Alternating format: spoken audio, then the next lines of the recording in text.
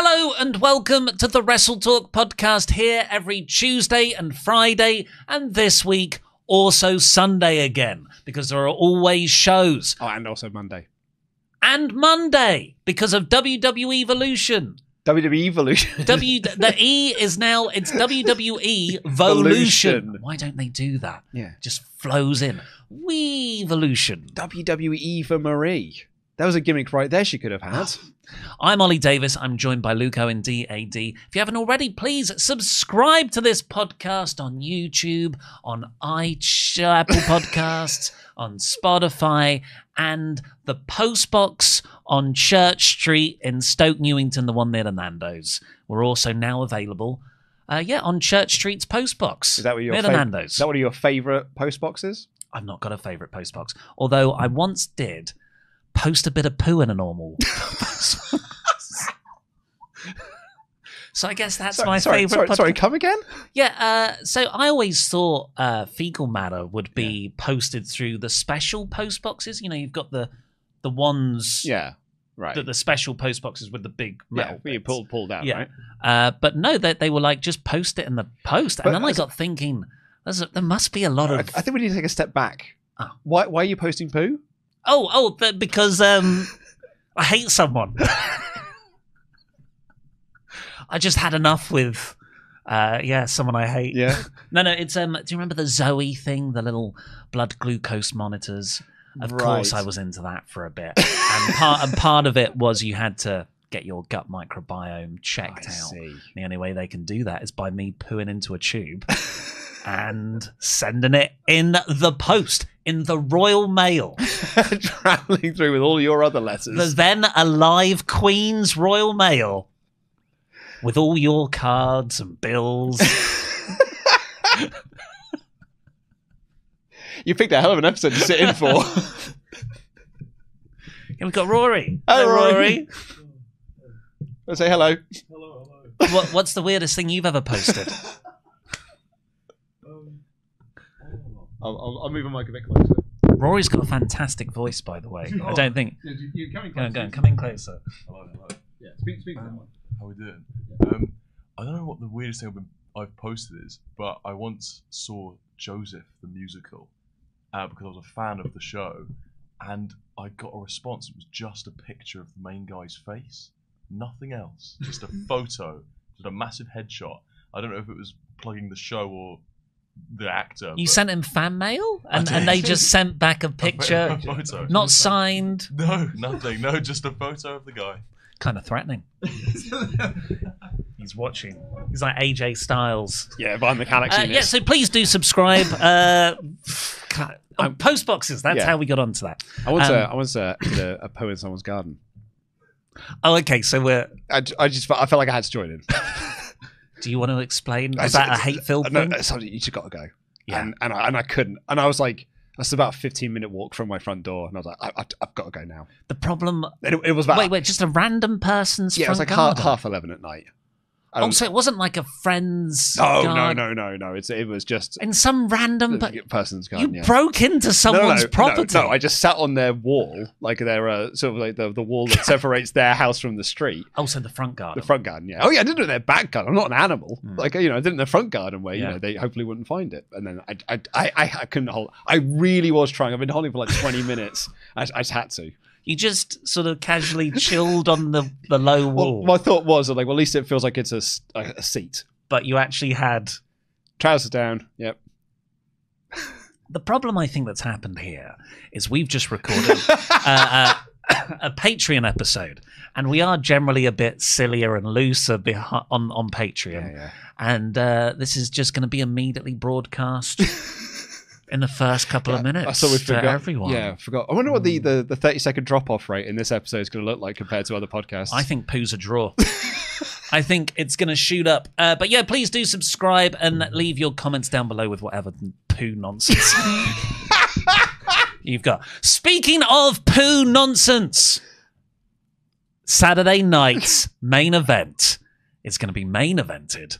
The main event of Saturday night's main event this Saturday is going to be Goldberg versus Gunther for the WWE World Heavyweight title. Yeah, it's a bit of a prediction special for us here on the WrestleTalk podcast this week because we've got Evolution, Saturday Night's main event, and we're going through our all-in predictions as well. We're not doing Great American Bash predictions because we've got too much other stuff we want to cover. Only 700 people are watching it.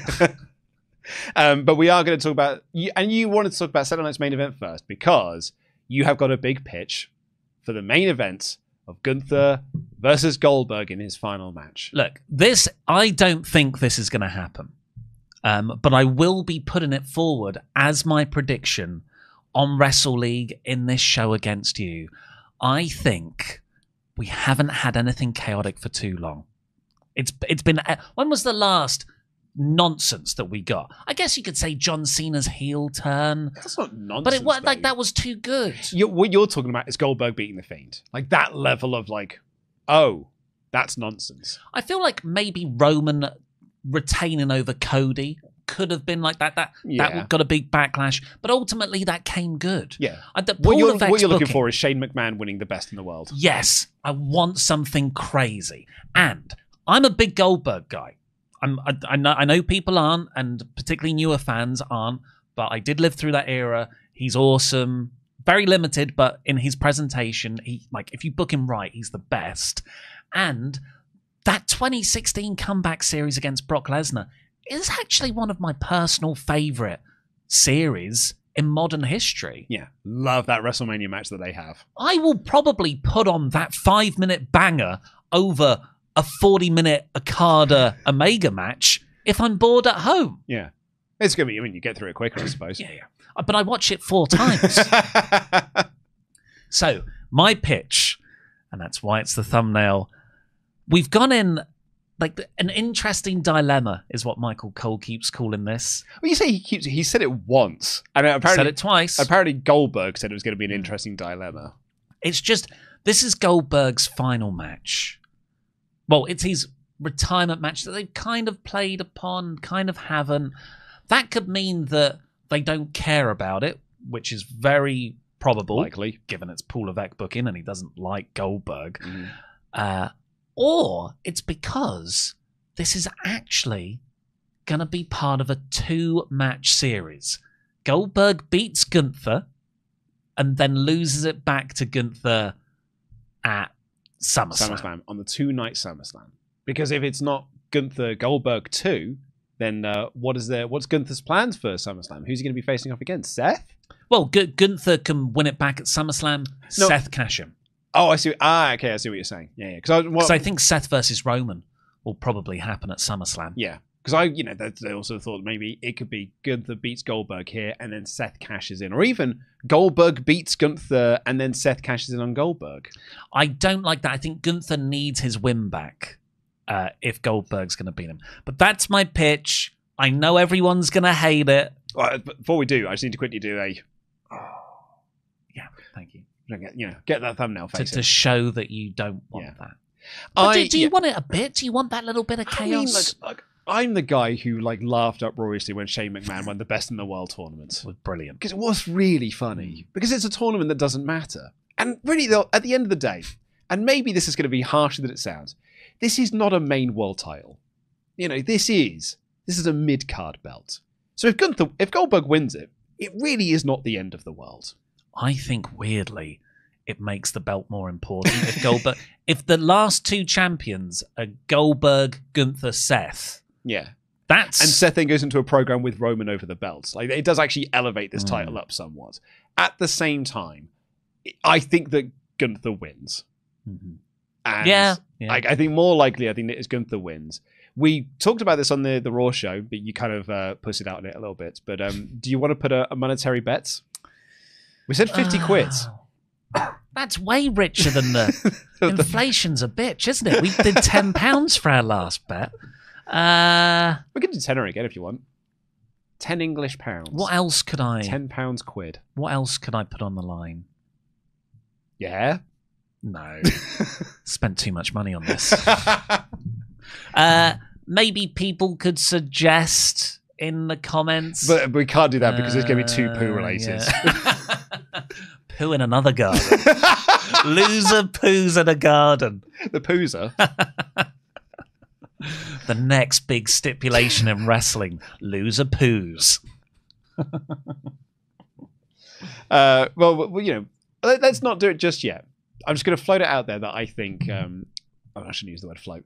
A monetary bet for Goldberg versus Gunther. Okay, let's see how confident I'm feeling. Because we have to do it on Saturday. So I think Yeah. actually on the live reactions we're doing for All In, I think that's when we have to make the decision because that is before Saturday night's main event takes place. Yes, thankfully for counter-programming that. So my pitch is that Goldberg beats Gunther in shorter than the time that he beat Lesnar at Survivor Series. Yeah. You've got to make it quick, shocking, explosive.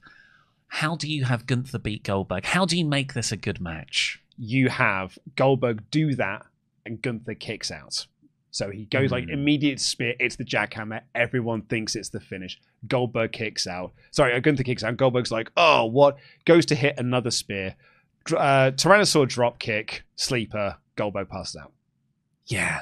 God, it's going to be weird seeing Goldberg take bumps. Well, Doesn't look like he's in the I'm best. asking him to take one. Yeah. One bump. Just take a Tyrannosaur drop kick and he can just fall on his side, lock in the sleeper, and that's it. I'm not asking him to take a power bomb. I'm not asking him to do anything like that. Let's just keep this simple. Yeah, you could do lots of chops, loads of things that don't require Goldberg to take a full-on bump. I'm literally pitching for two moves. Yeah. I'm pitching. He goes for that drop. He goes for that spear, drop kick, sleeper. Done. Dunzo rally. I think because we've only got two other matches on Saturday night's main event as it currently stands. There might be another one added on SmackDown. But we've got LA Knight versus Seth Rollins, and I think this is probably a Rollins win. Yeah, I think so too. I think LA Knight's been really good and gotten himself really over. This feels like the most important Knight's felt in quite some time. Yeah, massively so. Since like the Reigns feud, really, because he's been in that mid-card slot on SmackDown for so long. He's a guy I would like to see move to Raw, you know. I feel like Knight could do with a bit of freshening up. I've been calling for it for like the last year or so. Because you move him to Raw, you can slot him into the World Heavyweight Championship scene. So he then feels like he's within the main event. If you keep him on SmackDown, he can't break through that ceiling into the WWE Championship picture. It's too big of a belt. But if you move him to Raw, he can be in the main event scene over there and won't feel out of place. But I do think Rollins, probably via Bronterference. Probably, yeah. And our other match is Randy Orton versus Drew McIntyre. Yeah, I think both guys need a win because that coward Damian Priest just walked out the cage last time we saw Drew. What's Jesse going to get annoyed about on this show? Everything. Goldberg, probably. And Randy Orton lost to Cody in the finals of King of the Ring. I feel like Drew needs the win more, though. I think it's Randy. Because I think it's going to be Cody, Randy following SummerSlam. But I think you can do a series then. So I think Drew wins this. And you can do the rematch at SummerSlam. Orton wins, and then Orton is coming off a victory to go against Cody. I really like that, actually. Yes, I actually, I'm going to agree with you. I think Drew wins here, and you do the rematch at SummerSlam, maybe with a stip on top. But then the following day, it is WWE Evolution. I don't think WWE are aware of it, but we've got for the NXT Women's Championship, JC Jane defending against Jordan Grace. Yeah, I do think Great American Bash will influence this somewhat. Yeah, because they've got the tag matches, Grace and Monroe versus Fatal Attraction. Yeah, so I feel there's a report this week that Blake Monroe has had a heel turn discussed, and it's been discussed like right from the start of her coming in because she is better used that way. And they're playing up this Blake Monroe, Jordan Grace, not friendship, but a sort of odd couple thing. Yeah. Very similar to the Tony Storm playbook. So I think Jordan Grace wins here to go into a feud with an eventually heel Blake Monroe. I'm in complete agreement with you. I was saying on the NXT reviews on the WrestleTalk News for the last few weeks, I was like, Jordan Grace had just won this tournament to become the number one contender, but they're already on TV talking about JC Jane versus, and JC Jane's cutting promos on Blake Monroe to set up that's actually the title program we're going to do after the Jordan Grace one, which kind of makes this feel like a foregone conclusion. But since they did that promo segment, or the couple of promo skits they did on NXT this week, and this report coming out that Blake Monroe is likely going to turn heel, I do think that Jordan Grace wins the title here, which kind of sucks for JC Jane, but Blake Monroe versus Jordan Grace is a big match. Yeah. Like that's the big match that NXT can do right now. I'm going to leave Io versus Rhea till the end, but we'll do the triple threat for the Women's Intercontinental Championship as Fatal 4-way. Sorry? You said triple threat. For the Intercontinental Championship. Oh, sorry. Next was the Fatal 4-Way Tag Match. Sorry, carry on. You're totally right. For the Intercontinental Championship, it is Becky Lynch defending against Bayley and Lyra Valkyria. This is actually the match I'm most looking forward to on the card. It's the one that's got a storyline. Someone put in the comments of our episode this week, one of the reasons Io Sky's Women's Championship might not have been focused on so much is because all that time's gone to the Intercontinental. And it's reaped benefits. So good. So I think Bayley and Lyra cancel each other out here. Becky retains, and we might get another 3-way with a stip ladder match at SummerSlam. I agree. I've got Becky Lynch to retain on this one as well. I'm so looking forward to this match. The Becky Lyra matches have been so good. The Becky Bayley match on Raw was really, really good. I think combining all these three together with some really good character motivations going in, I think it's likely going to steal the show. Bayley Lyra match on Raw. No, but Bayley Becky, because they had the title match, didn't they? Which Lyra, Lyra caused the DQ she just walked in on and sorry, I'll stop correcting you because you're always right. Oh, thank you. I made the joke that this is the only one with the storyline, but we have got a WrestleMania rematch that's still got that storyline there as Jade Cargill takes on Naomi in a no holds barred match. Jade Cargill. Yeah, because Naomi's got she's going to cash in at SummerSlam anyway, so it doesn't matter if she loses here. It does matter. That's WWE's mindset. That's it. WWE's mindset that Jade can win here. She's got the title match at SummerSlam. Naomi's going to cash in on Jade after that match at SummerSlam, so Naomi can take the loss here because it will be negated because she's going to walk out of SummerSlam as champion. Also, I feel like this is, even though this pay-per-view has been cynically done and they've not put effort into making it a focal point for the promotion, which is a real shame, I do think they want to come out of it with their top stars, their top female stars, winning. Yes. So I think Jade Cargill, Becky Lynch, Rhea Ripley, those are going to be the big faces on the articles that are pushed out to Bleacher Report and Fox Sports. Yes, and when they do the recap on Raw and they have like the headlines in there. Yeah, absolutely.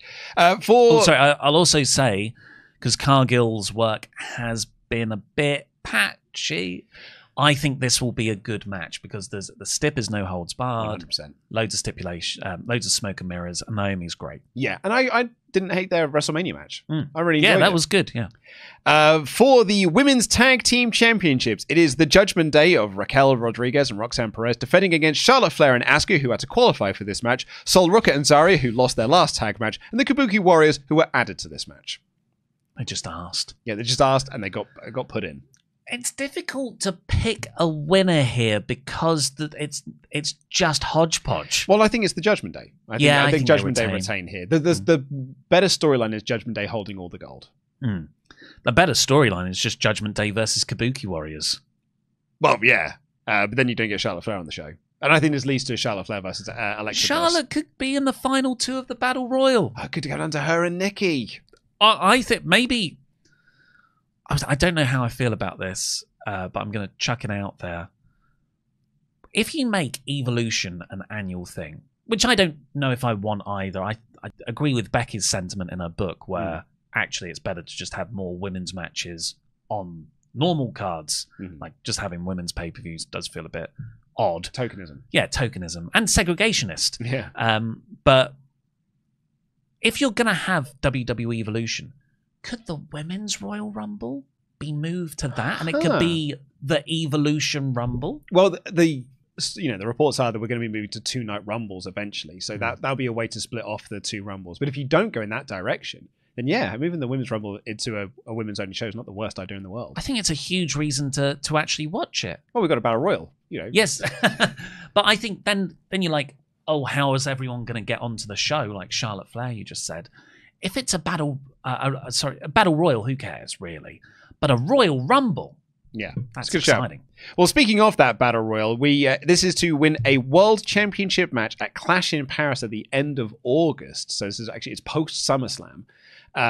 And so far, we've got names like Ivy Niles in there. We've got 6 names from NXT, who I think Lola Vice, Kalani Jordan, I'm pretty sure, and I can't quite remember all the list off the top of my head. But my pick has already been announced for it, which is Stephanie Vaquer. I think Stephanie is winning here because I've also got Rhea Ripley to beat Io Sky, and the Clash in Paris match is Stephanie versus Rhea. Yeah. I think so too, but I'm going to pick Nikki Bella. You are going to go with Nikki Bella? Yeah. Because then she gets... Sorry, Rory just rolled his eyes. It's not what I want to happen. Because then Nikki Bella gets to be on the articles that are shared round as a big focal point coming out of the show. Good point. That's actually a really good point. Although you can say Brie Bella featured in Battle Royal, that can also be a headline. Yeah, yeah. But it's won by Stephanie Vaquer. But then, and she's having a title match in Paris. Yeah. Unfortunately, I think you do have to make your predictions through the lens of what's best for WWE's PR. And that's actually not the worst way to look at things when you're making your predictions. I'm actually currently watching the US Traitors, which Nikki Bella is a part of. And it's taken about 4 episodes and she's got a talking head. So she has clearly not been that important in the first few episodes, but she is part of a trio with 2 other people. I don't know who they are, but they call themselves the Bambis because they've all got big eyes and they're a bit doe-eyed. Right. US TV. It can get in the bin. And we've got 2 other title matches here. I should say US reality TV. Oh, yeah. Because obviously US make brilliant TV shows. Actually, it gives some defense to the US traitors, which I think gets quite a bad rap amongst traitor fan bases because it's the all-celebrity one. There's quite a nice little fascinating game plan mechanic within there, is because they're all part of the same reality TV shows. They all split off. It's like all the housewives are always grouped together. All of the survivors are always like, well, I know him from Survivor, so we all group together. He saved me in Big Brother, so all the Big Brother ones grouped together. That's why Nikki's kind of on her own. There's no total divas in there. Or other WWE Hall of Famers, which is what she's credited as. For the WWE Women's Championship, it is Tiffany Stratton defending against Trish Stratus. Yeah, it's Trish Stratus. It's Tiffy. Tiffany Stratton, yeah. Yeah, it's Tiffy time. And then lastly, for the Women's World Championship, it is Io Sky defending against Rhea Ripley. I think we both said our pick for this already, but I think it's Rhea Ripley to win here. Yeah. The WrestleMania match was a trap. It wasn't WWE getting behind Io. It was just I don't know. It was a swerve. I think the story of Io's title run has been that she was not supposed to win the title. It was supposed to be Rhea versus Bianca, and then Io won it in a shock way. Great moment. And then the build for that match was Io is the least important thing about this match. Then she won, and then she was Rhea Ripley's friend while Rhea Ripley was taking on some upstarts from NXT. Then she disappeared off TV. And now she's defending against Rhea Ripley. That is the story of Io Sky's run. Have you seen the thing from Unreal? Just coming out of this, actually. That there's a board behind them that's got the Women's Intercontinental Championship tournament. And Io Sky was in the semi-finals of that. She's not listed in the semi-finals. It's Alba Fire, which means that Io was supposed to lose in the opening match. But I think there was enough fan love for Io Sky that they put her through into the semis. Wow. But yeah, I don't think they're going to get behind her that much, and I think she's losing here. Yeah, they obviously want the title back on Rhea. They don't know what to do with Io Sky, unfortunately, as champion.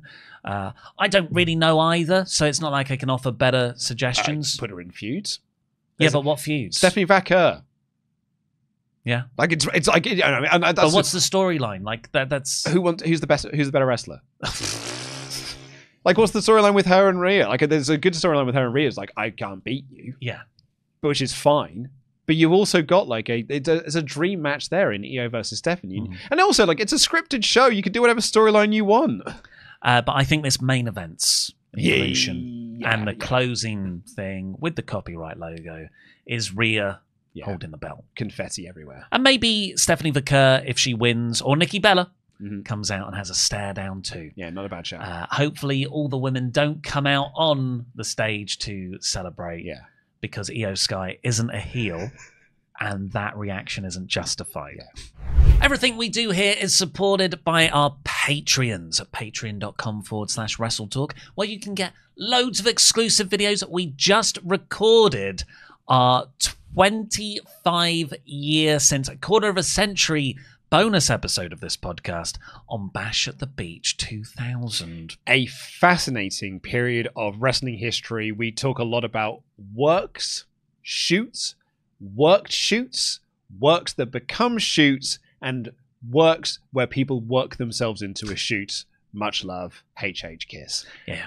And contractual creative control as well, because that's a huge part of the discussion about Bash at the Beach. Yeah, it's a crazy, crazy show. And then the lawsuit that came off the back of it. And we got a lot of Hogan's testimonies during that period of time. It's a superbly fascinating period of wrestling history, and we do a big deep dive into that over at patreon.com/WrestleTalk. And also, you can get a shout out on this very show. So thank you very much, the British Bulldog Philip Boy J. Smith Jr. Yo, Adrian! Rocky. He can last Sean Fur longer than you in the ring. Starbuck Stephen Costa. Shield Maiden, the Zornice. Burley Rob Burwell. Apoc Alex, now. The Swiss Submission Machine, Andreas Fugalistelar. You can look, but you can't touch. Bella Pearson. Timely. I'm afraid he's got some bad news. It's bad news. Bob the Ninja Goldfish. Chris Hellfire Brimstone. And lastly, for this Hall of Fame class, on July 11th, 2025, the Blade Barrier, Christopher Sordillo. And also, we encourage you to go over to patreon.com/WrestleTalk. If you join at the $6.50 level right now, tomorrow on AEW All In Day, we will be doing live reactions exclusively on our Patreon. We're having a hangout. We're going to have an all-in hangout, so come and join us, get some beers, get some friends together. We're going to all hang out together and watch some wrestling.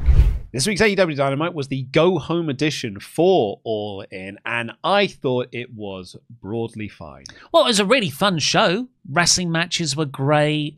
But yeah, I guess ROH Supercard of Honor is also a thing we have to promote. It just feels a little bit like there were two opportunities, and they opened and closed the show where you could do your big, hot, go-home angle.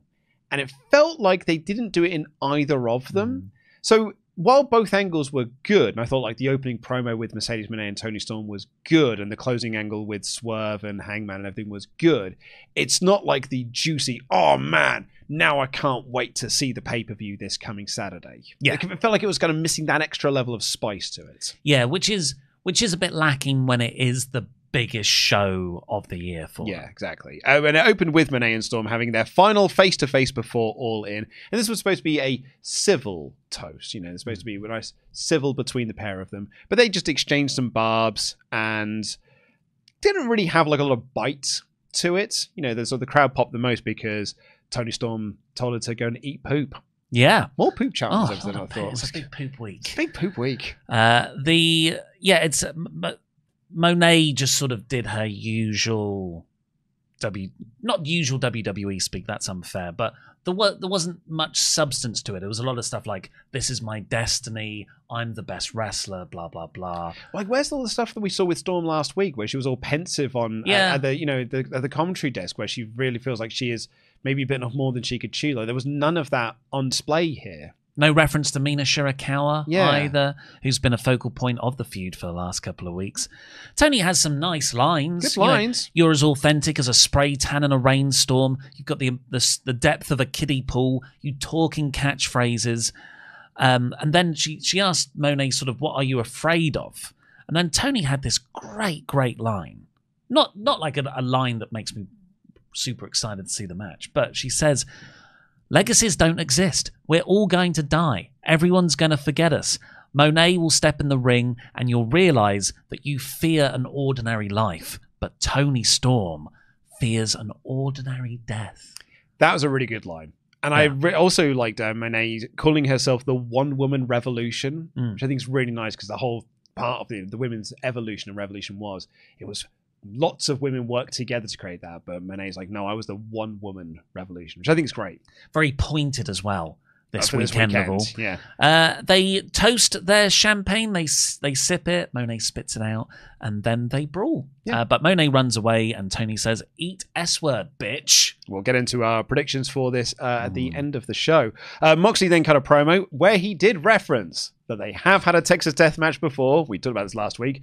They are referencing it. But he also had, a nice little bit of justification to be like, well, that was 2 years ago. I was a very different man back then. So I like that.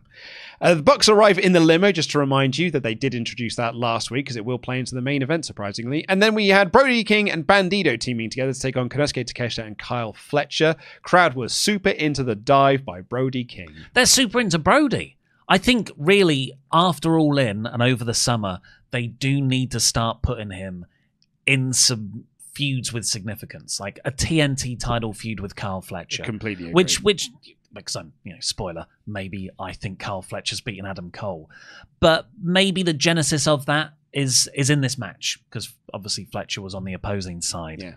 Did you see the support WrestleTalk sign? Oh, I didn't. Yeah, there was a lad in the crowd who had a support WrestleTalk sign. It was very nice. I thought this was a really fun match. Takeshita got the win with the Raging Fire on Bandido because they have got a Ring of Honor title match set up for Supercard of Honor. Mm-hmm. The Outrunners cut a promo about their match with FTR from Collision, which was a superb match. I have seen some people say that it was like match of the year, and I don't think it's that great, but it was like, I think the Outrunners needed a match that was that good.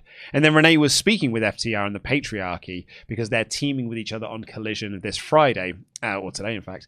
And Cage says that, hey, if you scratch our backs in helping us win the tag team championships from the Hurt Business or the Hurt Syndicates, we'll scratch your backs and give you a title shot. And FTR like, it is a shame that we're not on the All In card. But so we'll see how Collision goes, then we'll talk about this back scratching. Yeah, we're recording this before Collision, by the way. But an interesting dynamic there of the Patriarchy and FTR. Yeah. Yeah, they did a lot on this show to make me go, maybe the Hurt Syndicate aren't so all-powerful given all these things moving around them. Yeah.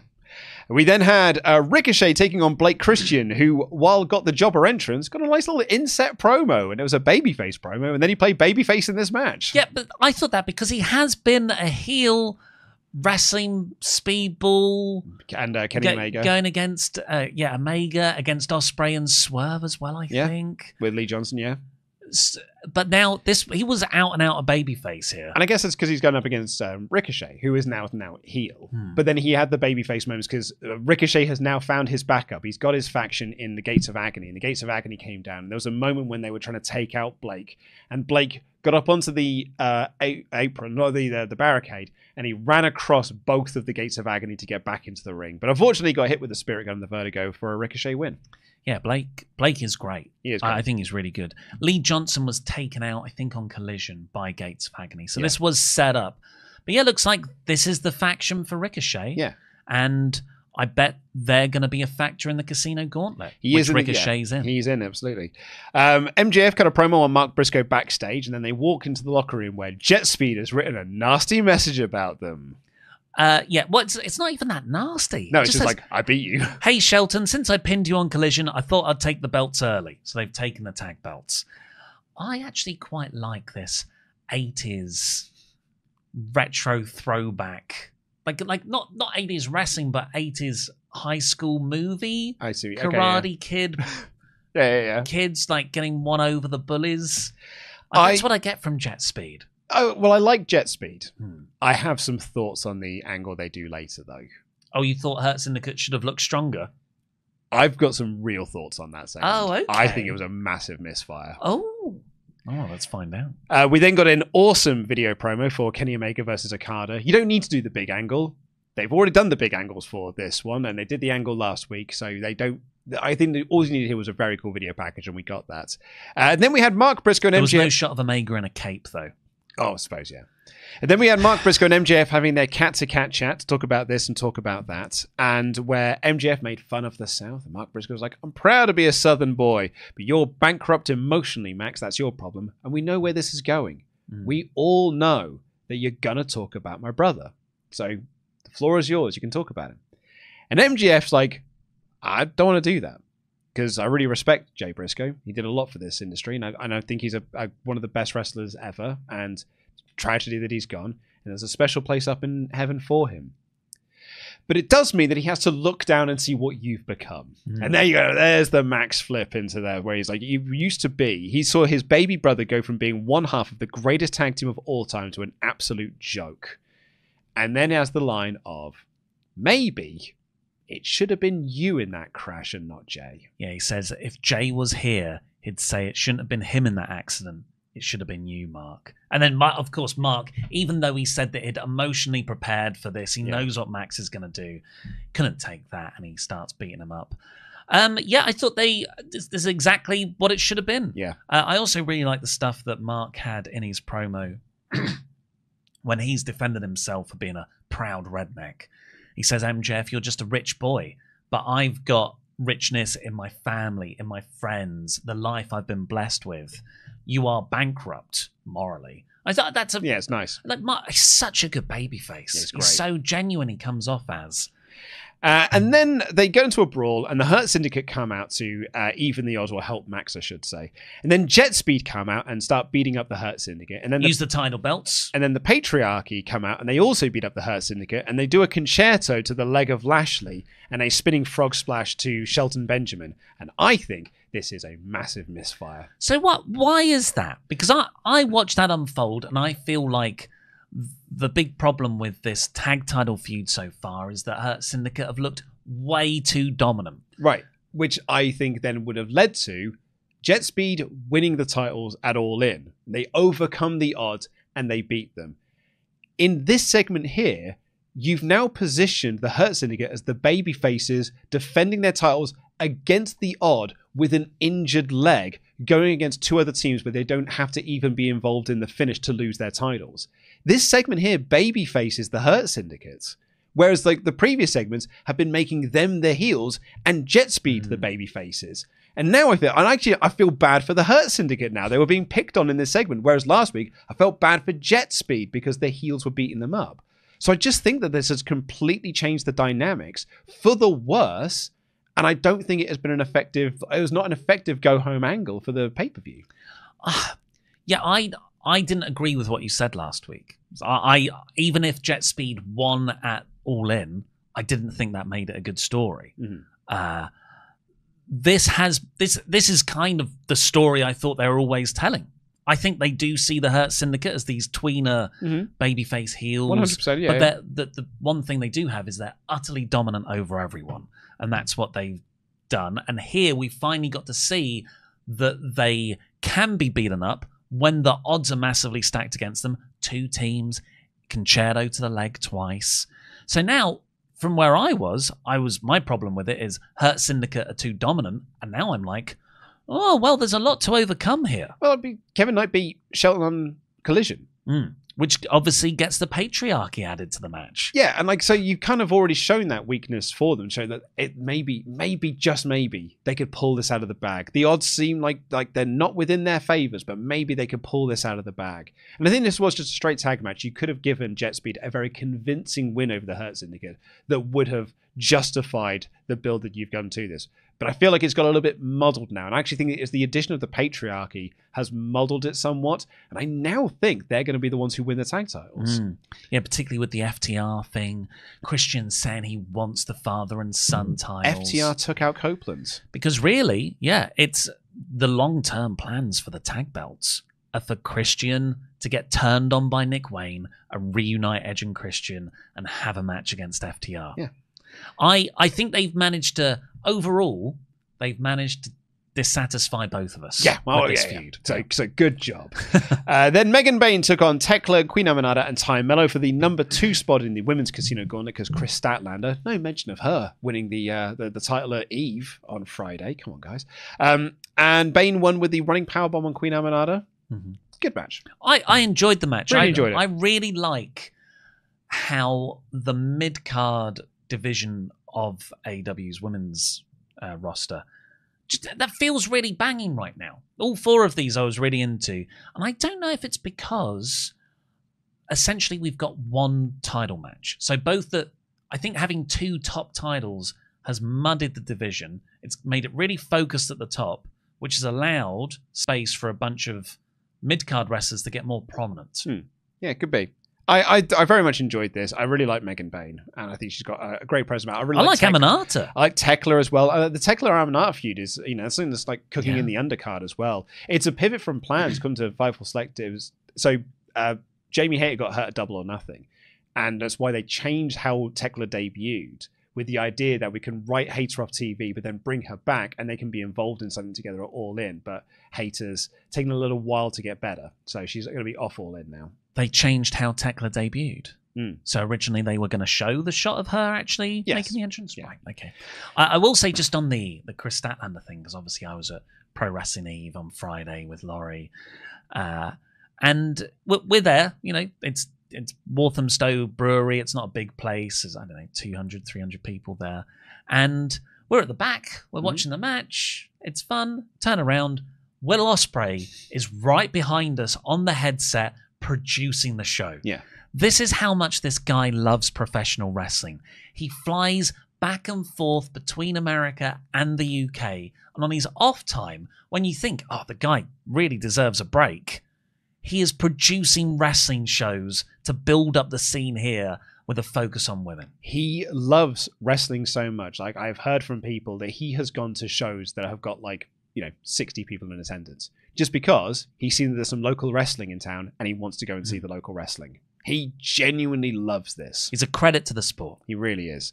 Renee tried to interview Tekla after the match, but Queen Aminata ran in and they had a little brawl, a little scuffle, and security had to break them up. And then Mark Briscoe stormed in and cut a hell of a promo on MJF. Yeah, I don't know. Sometimes when you take something, you don't know when you're going to come up. It could be right away. Yeah. It could be 2 hours later because of a particular song. Mark Briscoe came up hard as soon as he started talking. Yeah. This was Randy Savage on Randy Savage. Renee did, as we would say in the UK, she corpsed. Yeah. Samoa Joe then took on Wheeler Yuta. Match of the night. I mean, this is match of the night for two reasons. Number one, he did the walkaway spot. And then number two, he did the walkaway spot by accident. By serendipity, he did 2 walkaway spots.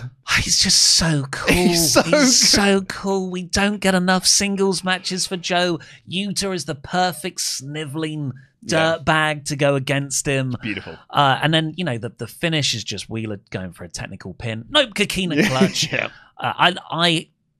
was my match of the night. I loved it. Gabe Kidd then attacked Samoa Joe after the match, and the rest of the Ops ran down to make the save.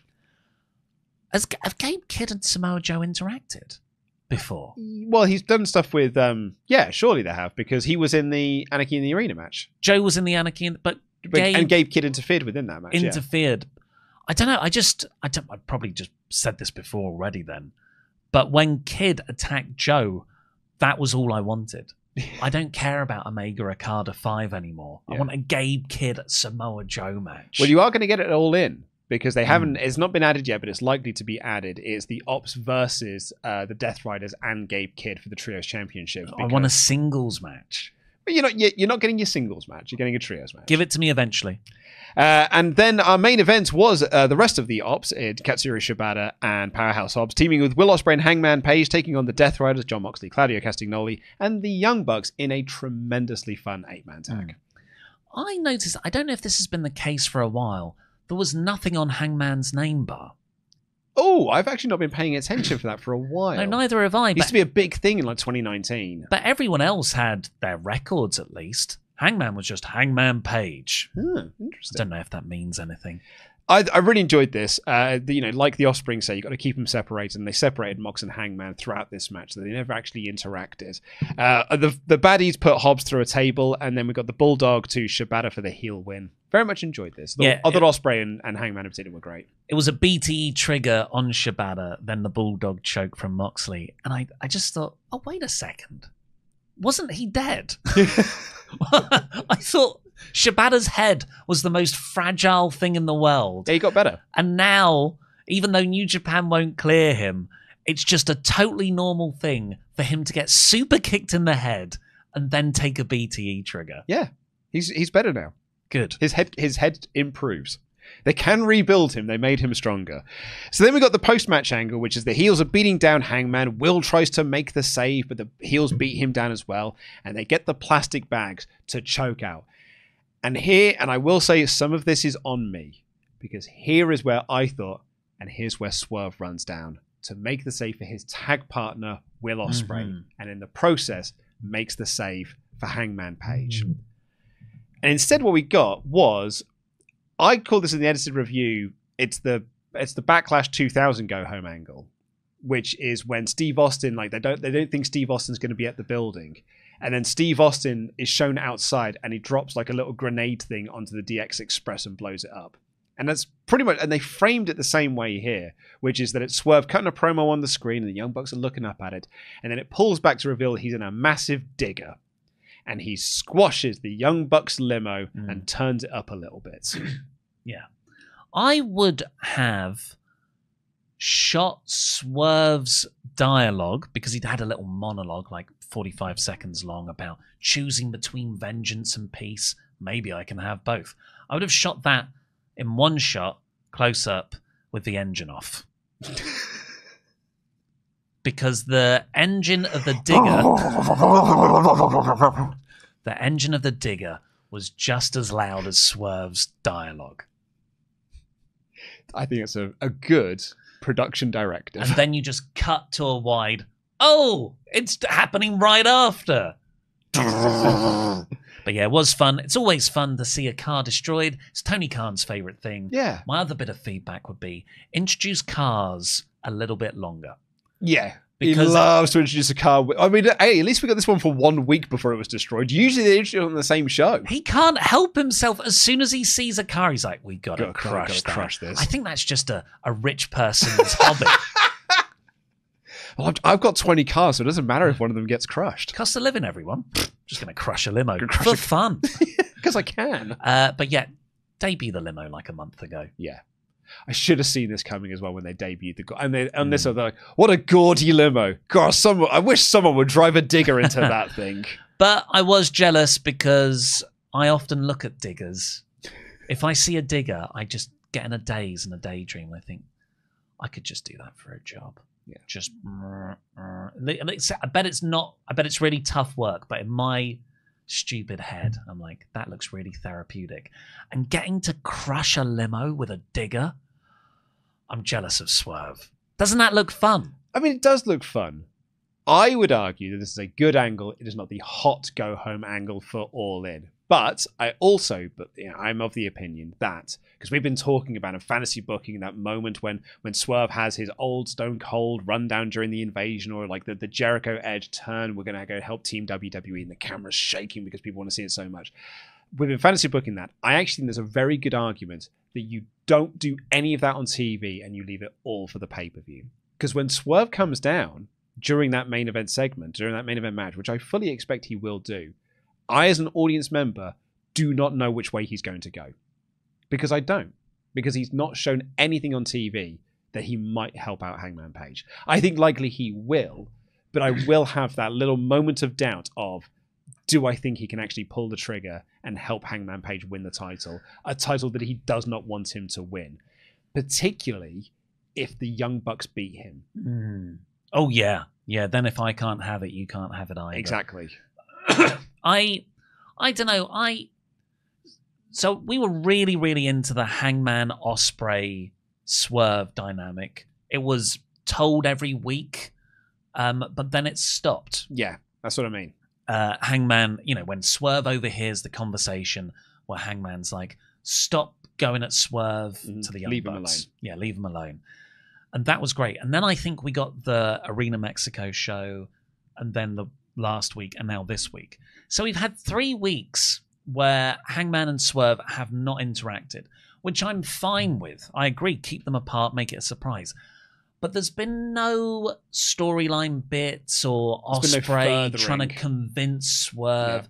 That's what I've missed. Me too. And I hope that when Swerve comes down to hopefully make the save for Hangman, I'm still really emotionally into that. But I do feel like it has gone off the boil because they've not touched it. They've not kept that plate spinning over the last 3 weeks. I tell you what will help is that before Swerve comes down, you're going to have Darby Allin, Sting, and Bryan Danielson all interfere in the match beforehand. So it will just feel like carnage and chaos. So when Swerve does come down, we'll be so full of sugar. We'll be so full of Sting and Danielson sugar that we'll be dead excited that he is also there. It'll be The Undertaker. Which brings us to our All In 2025 predictions. All In Texas. You excited for the show? Well, first off, if you skipped the Patreon segment earlier, because we know that happens, I do it too when there's a podcast, we will be doing an All In live reactions hangout exclusively on Patreon for $6.50 and above Patreons. So yeah, go to patreon.com/WrestleTalk and we can all watch AEW All In together. Watch the madness unfold together. And it's currently an 8-match card. I think one more is going to get added. Yeah, which is what we talked about, which is the trios match, likely to be added to this. But as it currently stands, it is an 8 or 9 match card. But 2 of those are long matches. Well, they're gauntlet matches, and then we've also got some pre-show matches to likely be announced. What are the frat house going to be doing All In? What are the Von Erichs? It's in Texas. Well, they'll be tagging with the Sons of Texas in a 12-man, actually a 24-man tag, because Jeff Jarrett's got to get on this show with Sanjay Dutt and Jay Lethal and the Big Lad. I've forgotten his name now. What the Big Lad? Satnam Singh. Satnam Singh. Thank you very much. But they'll face FTR. And the Outrunners will be there. But we'll go through the matches that have been announced so far. And we'll kick off with a 3-way for the tag team titles. It is the Hurt Syndicate defending against Jet Speed and the Patriarchy. I don't love this because I think they've been fudged in. But I think it's going to be the Patriarchy. Me too. To go in the Edge Copeland direction. Me too. For the TNT Championship, it is Adam Cole defending against Carl Fletcher. I think Fletcher. Adam Cole feels so... Sad, nothing, doesn't it? The Paragon word art on the Tron. You mean you didn't enjoy all the 8-man tags that they did? And the 6-man tags. And the 10-man tags. No, unfortunately, Adam Cole just isn't firing right now for whatever reason. But Carl Fletcher is. Yeah. And I think, has he been a champion yet? No. Yeah, because Carl Fletcher winning the TNT title, going into a feud with Brody King. Yeah, I'm also going with Carl Fletcher to win here. I'm really hoping, because Fletcher is absolutely incredible. Like, he's so good. And I'm really hoping that we can get the old Adam Cole vibe from this, like that black and gold Adam Cole vibe from this match, which I think Fletcher can really bring out. It is a tag team match coming up next. It's Swerve Strickland and Will Ospreay taking on the Young Bucks, with the gimmick is if Ospreay and Strickland lose, they cannot challenge for the World Championship for a whole year, and if the Young Bucks lose, they will no longer be the EVPs of AEW. I think Swerve and Ospreay win this. The Bucks EVP status has become a bit of an albatross. Doesn't make sense. Didn't make sense immediately in this storyline, and it's still there. Plus, I think you can still have the nuance over who will Swerve help, because maybe Swerve wants to be the one to beat Moxley. So that could be why he helps Moxley win over Hangman. I am going to go with the Bucks. Whoa! Ospreay not challenging for the title for the whole... If Hangman wins, though, there's no Swerve or Ospreay to defend against. I'm only saying because you have then that drama of if I can't have it, you can't have it either. Because Swerve didn't want these stipulations. He reluctantly agreed to these stipulations. And I think you can spin this off into a Swerve will feud for the next few months before you're going to wrap up this calendar year, have Hangman Page champion for a year, and then Swerve can challenge him for the belt. But he won't be able to face the 2 top guys. I really think that's a mistake if they go in that route. I agree. You can make new top guys. No, but Hangman is inherently linked to Swerve Strickland. Yeah. And you can make some other guys. No, it's the Swerve has got to be the first feud for Hangman Page. Oh, not the first feud. You don't want to go there straight away. You helped me win this title. Let's do it again. A year after we had the cage match. Oh, it all out, I suppose. But that's not. Oh, that's next month, isn't it? I suppose. Maybe you're right. Just think. I feel quite passionately about this. But no, you can have the Bucks winning. I'm going with that as my prediction. I'm right. not confident on it, but I can see a worldview in which it happens. The Women's Casino Gauntlet, hard to determine this one, I feel. We don't know who's going to be in it. We know, several people. Yeah, we know number 1 and number 2. Which is Chris Statlander and Megan Bayne. A great first 2, by the way. It's a hoss fight. I might actually go with Statlander. For the sort of Marina Shafir thing? Yeah. Well, okay, so Megan Bayne you've already done, right? Because you've already done her going against Toni Storm. So you could probably write that one off. Tekla and Queen Aminata will probably cancel each other out. Same, I think, with like Ty Mello and Anna Jay, because I think they're going to sort of fall into this like tag team division thing that they've got going on. There's no Jamie Hayter in this match. So I'm going to go with Statlander, or maybe you do like a shock win of like it's an Athena win from Texas. Yeah, from Texas. I think that. I think Monet wins the Women's World Championship, and Athena wins there. Is Athena currently the She's the Ring of Honor Women's World Champion. Because then, yeah, she's another belt. And it's so past time for Athena to be on the main roster. She's doing such good work. And an Athena Monet match. Yeah, okay, Athena for me. I think I'm going to just go with Athena as well, but for different reasons. Then we've got the men's Casino Gauntlet match for a future AEW World Championship match, and I'm going to go with Ricochet. Oh, okay. Literally set up on this episode. He's now got backup that can help him in his Casino Gauntlet match. He debuted in a Casino Gauntlet match at All In last year. His whole point is he's on a quest for singles gold. Wins this match here, and it's Hangman's first program. MJF. I think it's with Mystico in this match. I think Mystico cancels that out. I think MJF wins it because then he's lurking, and then your top title scene is Hangman, Swerve, Ospreay, MJF. Which I love. It's a shame that two of those can't challenge for the title. And then in the winner takes all match to crown the unified champion, it is Kazuchika Okada versus Kenny Omega. This could go either way.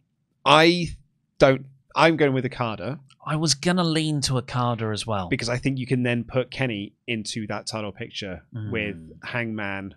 With it, if you're not going to have Swerve and Ospreay, you've got Omega up there instead. I feel like we're bubbling a Takeshita feud for Okada. Yeah. Well, I mean, I thought that was going to be... I thought that was going to be this match to unify those titles was against Takeshita because we've been teasing that for a while. So I think, Okada versus Takeshita for the unified championship. I'm going Okada as well. I'm so curious about this match. I feel like I'm really worried about Superman, whether Superman's going to be good. I'm not worried about this, whether it's going to be good. A friend of mine went to the press screening and hated it. What? Yeah, my friend Kim. She absolutely hated it. But but Scott loved it. So swings and roundabouts. Scott loves everything. What did she hate about it? I'm gonna see if her review's still up of what she said. I don't want to know. I'm trying to. I don't want to hear anymore. No, put your. Let's do the main event or whatever's left. I mean, a lot of it's gone now. But she does say that Crypto is cute. You're screwing with me. I'm not screwing with you. That's our review. No, you're trying to work me. For the AEW Women's World Championship, it is Timeless Toni Storm defending against Mercedes Moné. You're going with Mercedes? Mercedes Moné. Toni Storm. Why? Because this is going to start the downfall of Moné. And this is where she's going to lose this here, and then she's going to go on a series where she loses all of those world titles and is clinging on to that TBS title as the last one she has left. Yeah, I think that's good. That's a good story. I think, but it is close. It could go either way. Really could go either way.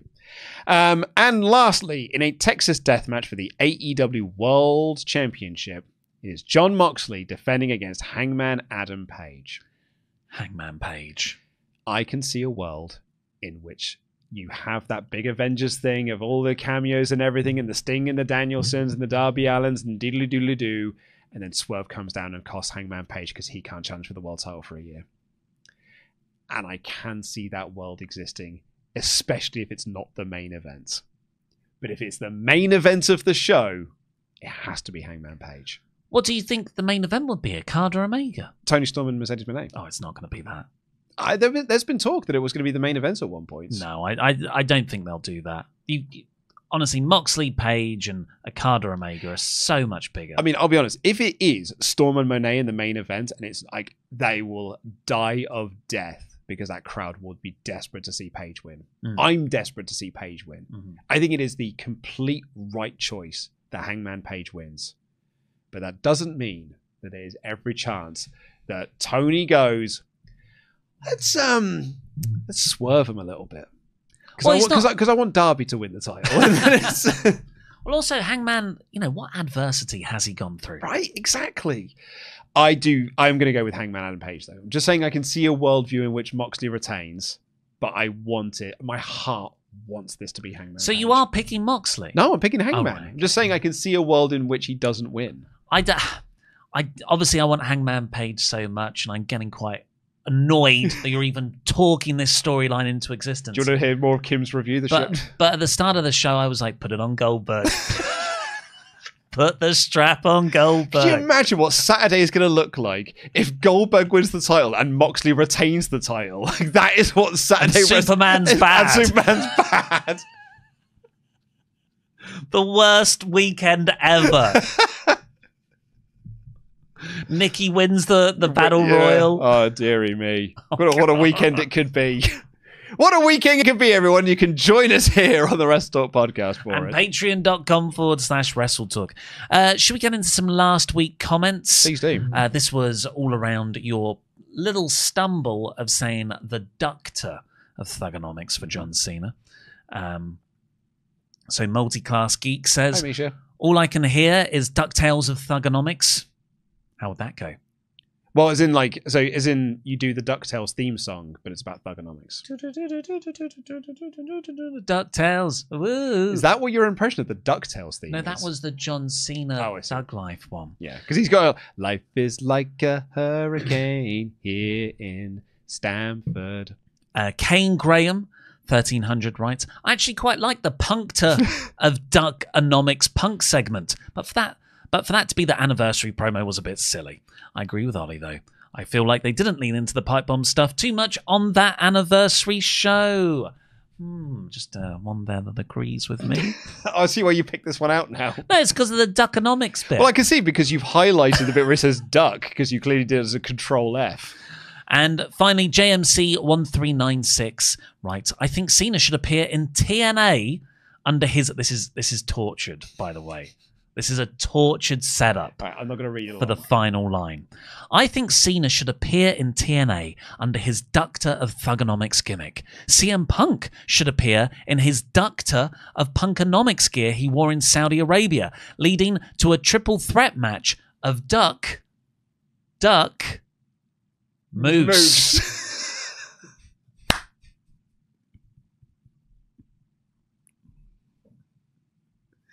Hey, that's good. Well done, JMC. That might be the best comment we've ever had on this show. Strong disagree. The comments of this week are obviously your poo story. Poo, right? It's got to be poo. I feel like poo. What? Just poo in post? No, I think people are just going to be telling their stories, and we're going to read those stories out on next week's show. And I feel like, unfortunately, it's going to follow us like a bad smell for the next few weeks. Yeah, crap gimmicks.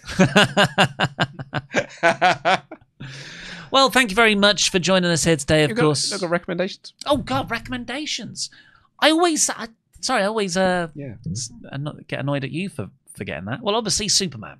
I've not seen it yet, but it's the greatest movie of all time. By the time this episode goes out, you will have seen it. Oh. We are now less than 24 hours from seeing it. I will give you a serious recommendation. I've been playing The Return of Obra Dinn, which is a video game from a couple of years ago. A lot of people I trust the opinions of, including Laurie. Laurie says it's his favourite game of all time. And it is it doesn't sound the most thrilling. A ship, a sort of merchant ship, has washed up off the coast of Falmouth, England, in 1807, and all the crew are dead. And I have to go on board. I'm an insurance investigator, figure out who is who out of the 60 people who are on the ship's manifest, and figure out how they died and who might have killed them. And it is... cannot stop thinking about it. It is extraordinary. That's good. I will recommend playing Blood on the Clock Tower. Oh. Because I played it on Tuesday and I had a great time. Monday even. I had some really good games with some really good chums at one of the pubs in the local village to me. And we played it outside because there was a double booking in the pub. So book club was upstairs. So we had to go outside. We had our own little private area and it was a really nice evening. And we had a brilliant time playing Blood on the Clock Tower. Did you win? So I ran the first game and I managed to get an entire game with the lunatic being convinced they were the demon the whole game, and was very surprised then when evil lost because they executed the actual demon. So that was great because she was mortified that she had been fooled. And then I played the second game where we lost as the good team because the storyteller realized he made a mistake, but it was a little monster game with a devil's advocate that can protect you can always switch who's being DA protected. So they were just switching the little monster back and forth and just being DA protected. So the storyteller was like, oh, halfway through the game, I realized that it was impossible for good to win. And then in the second game, I won as the evil team because I convinced someone next to me that the evil team was over there, and I was just backing up his information, even though I was the godfather who had killed someone else. Nice. Yeah. Very good. Well, thank you very much for joining us here today. Remember, go over to patreon.com/WrestleTalk to get a bonus episode of this show where we are discussing Bash at the Beach 2000 and the Vince Russo Hulk Hogan incident as a special bonus podcast, as a look back on the 25 years anniversary, the 24th anniversary. 24th anniversary. 25 years. Of Bash at the Beach 2000. And also we'll be here on Patreon tomorrow doing live reactions to AEW All In. So sign up to Patreon so you can join us there for that too. But for now, I've been Ollie Davis. It's been Luco in DAD. Poo that poo.